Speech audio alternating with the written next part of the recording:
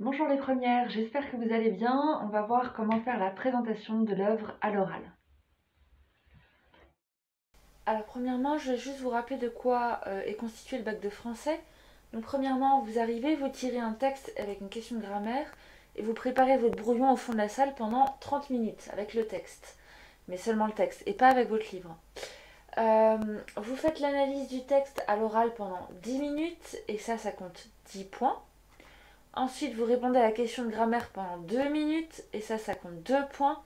D'ailleurs, dans les 10 minutes d'analyse du texte, il y a 2 points sur la lecture. Donc la grammaire, c'est autant que la lecture. Et ensuite, vous présentez votre œuvre pendant 3-4 minutes, puis vous répondez aux questions pour l'entretien sur cette œuvre. Ça, c'est sur 8 points. C'est ce sur quoi on va s'intéresser aujourd'hui. Donc pour le choix de l'œuvre, il faut vraiment que vous en choisissiez une, sachant qu'on va vous poser des questions dessus, donc vraiment une que vous maîtrisez bien.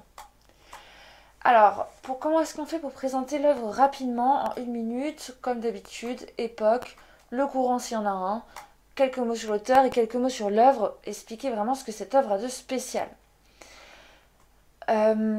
Ensuite, pour préparer l'entretien et expliquer son choix, vous avez quelques minutes. Ces quelques minutes, vous allez expliquer pourquoi vous aimez cette œuvre, pourquoi vous l'avez choisie, et ça va diriger l'entretien. Vous allez emmener l'examinateur dans une voie précise. Alors, il faut expliquer pourquoi vous avez choisi l'œuvre, et il ne faut pas répondre les choses suivantes. Ça, c'est le moment le plus important de la vidéo. Vous ne dites pas j'ai choisi cette œuvre parce que c'est court, merci. On n'est pas en maternelle, hein, on va pas lire oui oui. Ensuite, essayez de ne pas dire j'ai bien aimé, ça m'a intéressé, ça m'a captivé, ça m'a vraiment passionné. Ah non, on explique pourquoi. En fait, il ne faut pas dire des trucs qui peuvent se dire de n'importe quelle œuvre. La règle, c'est que si ça s'applique aussi à oui oui, c'est pas bon. Ensuite, parce que je sais pas, j'ai bien aimé, non, vous avez eu le temps de prévoir des arguments en fait. Ensuite, surtout ne pas dire parce que la prof avait dit qu'il fallait lire, j'avais pas le choix. Non. Et puis enfin, parce que c'est facile à lire, non. En fait, vous préparez votre bac, donc on choisit une œuvre, non pas parce que c'est facile à lire, mais parce qu'elle a un intérêt intellectuel.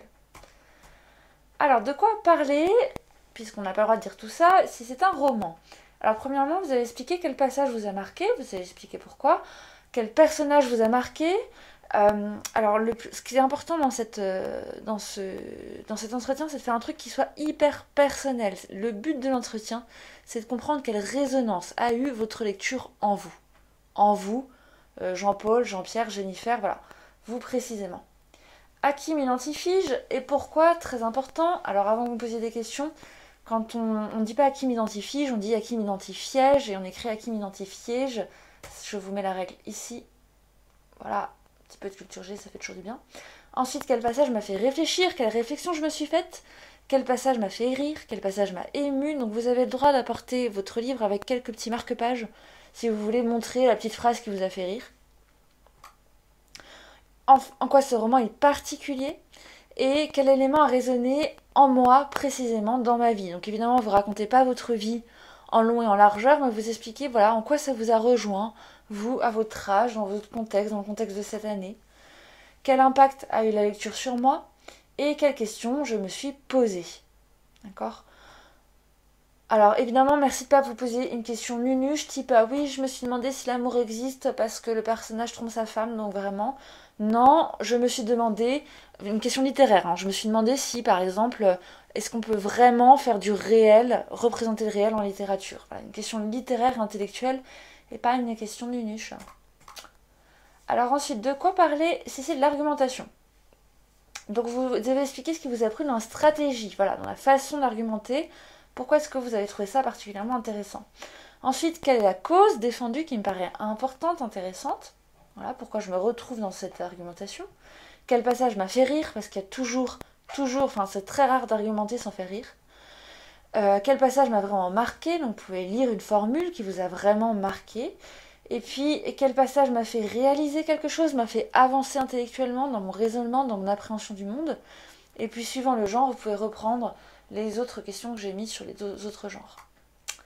Alors ensuite, si c'est une pièce de théâtre, comme pour le roman, vous pouvez dire quel personnage vous a marqué, quel personnage vous a ressemblé, quelle situation vous a fait rire, ça c'est très important au théâtre, et quelle situation vous a ému.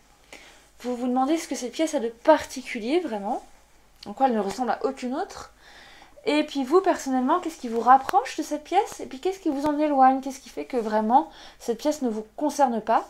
Et attention, c'est pas négatif en fait de dire que quelque chose vous éloigne. Et éloigné de vous, au contraire.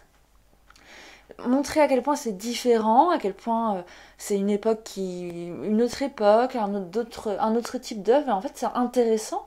Et ça peut très bien être un truc qui vous a intéressé, quelque chose qui vous ressemble pas. Alors, pas de théâtre sans de mise en scène. Donc, si vous avez choisi une pièce de théâtre, vous devez connaître au moins une, deux, trois mises en scène intéressantes. Il faut expliquer lesquelles vous avez aimé, puis lesquelles vous auriez aimé voir, quelles idées vous auriez eu de mise en scène éventuellement. Et puis enfin, s'il y a un passage qui vous a paru vraiment beau, donc là je parle d'émotion, mais au sens émotion esthétique, vraiment quelque chose qui a vraiment été bien fait, bien écrit, bah vous pouvez le dire, vous pouvez expliquer pourquoi. Pour finir, si c'est un recueil de poèmes, alors là c'est un peu difficile, mais en même temps c'est ce qu'il y a de plus beau, vous pouvez expliquer pourquoi vous aimez la poésie, et vous pouvez expliquer quel est le thème qui vous a particulièrement touché, pourquoi, par exemple si c'est un recueil qui parle beaucoup de la mort, pourquoi, etc. En quoi est-ce que la forme vous a touché? Donc pourquoi est-ce que par exemple vous aimez beaucoup les vers libres, si vous tombez sur un recueil en vers libres? Évidemment, il faut dire quel est le poème ou les poèmes qui vous ont vraiment marqué, qui sont vraiment beaux pour vous, vous expliquez pourquoi. Vous demandez s'il n'y a pas un autre type de poésie à qui vous pourrez comparer, à quoi vous pourriez comparer celui-ci. Quelle émotion évidemment la lecture a suscité en vous, vous expliquez pourquoi. Et puis, il y a toujours un moment où le poète va peut-être un peu trop loin dans sa démarche, donc vous expliquez que là, vraiment, il vous a perdu, là, vous aviez fait une overdose de tel ou tel thème. Enfin, éventuellement, pour un recueil de poèmes, pour aller plus loin, vous pourriez dire que tel poème vous a fait penser à tel tableau de Monet, par exemple, et puis pourquoi. Voilà, quelle atmosphère il y avait. Vous savez, la poésie, c'est un jeu de sons et d'images. Donc voilà, on peut parler des jeux de sons, mais on peut aussi parler des jeux d'images qui sont intéressants. Enfin, je termine avec quelques conseils. Alors, premier conseil hyper important, c'est de rester souriant, même si vous passez avec un masque. Il y a plusieurs raisons à ça. Premièrement, quand on sourit, ça s'entend dans le ton de voix. Et en fait, ça change votre façon de parler et ça fait que la personne en face est plus réceptive. Quand on sourit, non seulement on convainc avec des arguments l'examinateur de vous mettre par exemple 20 sur 20, au hasard, mais aussi vous le persuadez, vous le prenez un peu par les sentiments, non seulement vous le convainquez avec des arguments, pardon, mais vous le persuadez. Et également, quand vous êtes souriant, en fait, ça vous détend de sourire. Naturellement, ça détend le visage, ça détend, ça vous détend. Ensuite, il faut s'habiller de façon élégante et sobre. Donc voilà, c'est pas une soirée de gala, mais messieurs, c'est le moment jamais de sortir votre chemise. En tout cas, merci, s'il vous plaît, merci de ne pas mettre un jogging. Pour les filles, il faut dégager son visage parce que quand on est en situation de timidité, on a tendance à laisser ses cheveux partir devant son visage, même si on s'en rend pas compte. Et alors ça, quand on est une ado, c'est un certain style, mais alors quand on est un adulte, c'est agaçant. On déteste ça. Alors ensuite, c'est un entretien qui vous attend après que vous ayez présenté. Et donc là, il faut vraiment répondre aux questions de l'examinateur. Ça compte dans la note. Donc faut pas partir sur un petit délire où vous racontez votre cours, vous commencez à raconter la vie de Molière ou je sais pas quoi. Il faut reprendre les questions qu'il vous dit et vraiment y répondre.